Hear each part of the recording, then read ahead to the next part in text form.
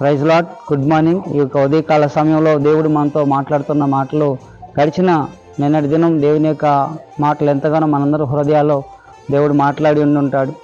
అలాగే ఈ యొక్క అరుణోదయ అనుదిన వాగ్దానం ద్వారా ఎంతోమంది బలపడుతూ దేవుని యొక్క వాక్యం ద్వారా మరి ప్రతిస్పందిస్తూ హృదయాలను అనే యొక్క అంశం కొరకు మరి నిన్నటి దినం మాట్లాడడం జరిగింది. అదే రీతిగా మరి ఈ దినం దేవుడు మరి నీ కోరికను ఆయన సిద్ధింపజేసే దేవుడే ఉన్నాడు.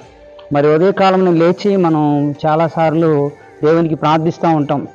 అలాగే మనలో ఉన్న కోరికలు లేకపోతే మనలో ఉన్న ఆలోచనలు అన్నీ కూడా దేవునికి అప్పగిస్తూ ఉంటాం. దేవా, మరి ఈ దినమందు నేను ఇలా వెళ్తున్నాను, లేకపోతే ఈ పనుల విషయాలని మరి మీ హృదయాల్లో ఏవైతే ఉన్నాయో, లేకపోతే ఏ సమస్యతో బాధపడుతున్నావో, లేకపోతే ఏ ఇబ్బందుల కొరకు, లేకపోతే నీకు కావాల్సిన ప్రతి ఒక్క మరి జాబ్ విషయం, ఇంకా సంథింగ్ షో, ఏదైనా కానీ మనం ప్రతి ఒక్క విషయంలో దేవుని దగ్గర ప్రార్థిస్తూ ఉంటాం. దేవుడు ఆయన ఆలకించడానికి సంసిద్ధంగా ఉన్నాడు. కానీ నువ్వు ప్రార్థించే ఆ ప్రార్థన లేకపోతే ఆ కోరిక దేవునికి అనుగుణంగా ఉందా లేదా అని ఎప్పుడైనా నువ్వు ఆలోచించావా?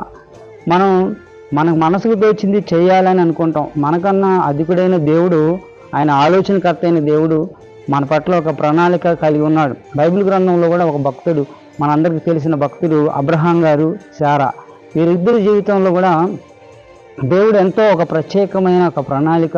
మరి 90 సంవత్సరాల ప్రాయంలో ఉన్న అబ్రహాంతో దేవుడు మాట్లాడుతూ ఉన్నప్పుడు మరి దేవుడు నేను చూపించు స్థలానికి నువ్వు వెళ్ళు అన్నాడు. ఆ సమయంలో వెళ్తున్న ముందుగా దేవుడిని అడిగాడు, ప్రభా ఇది తీసుకోనా అది తీసుకోనా అని. కానీ దేవుడు ఏది తీసుకోవద్దు, నేను నీకు చూపించే స్థలంలో నువ్వు వెళ్ళు, నేను పోషిస్తాను అన్నాడు.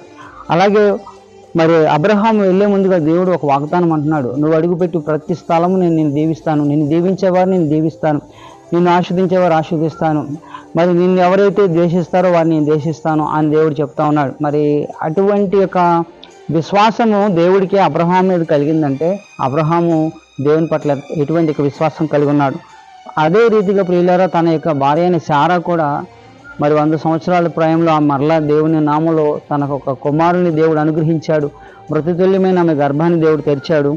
మరి వారు 100 సంవత్సరాల ప్రాయం వరకు కూడా ఎదురు చూశారంటే మరి దేవుడు ఎటువంటి యొక్క బలాన్ని ఇవ్వగలిగాడు, ఎటువంటి యొక్క కార్యం చేశారంటే అక్కడ ఉన్న వారందరూ నవ్వారు, ఆమె కూడా నవ్వింది. అందుకు తన కుమారుడికి ఇస్సాకు అనే పేరుని పెట్టడం జరిగింది. మరి ఈ దినమందు దేవుడు కూడా నీ పట్ల ఈ ఉదయకాలంలో ఒక వాగ్దానాన్ని దేవుడు కలిగి ఉండొచ్చు. ఆయన మన పట్ల గొప్ప కార్యాలు చేయడానికి సంసిద్ధంగా ఉండొచ్చు. అయితే మరి నీవు ఆయనకు అవకాశం ఇస్తున్నావా? నీవు ఆయనకు అవకాశం ఇస్తున్నావా? పరిశుద్ధ గ్రంథంలోంచి మరి కీర్తన గ్రంథము 20వ కీర్తన 4వ వచనం చూస్తే, నీ కోరికను సిద్ధింపజేసి నీ ఆలోచన యావత్తును సఫలపరచును గాక అనే మాట భక్తుడైన దావీదు అంటున్నాడు.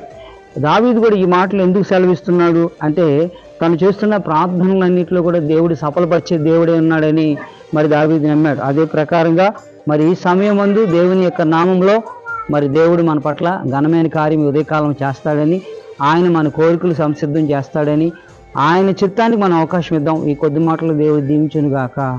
Amen. God bless you all.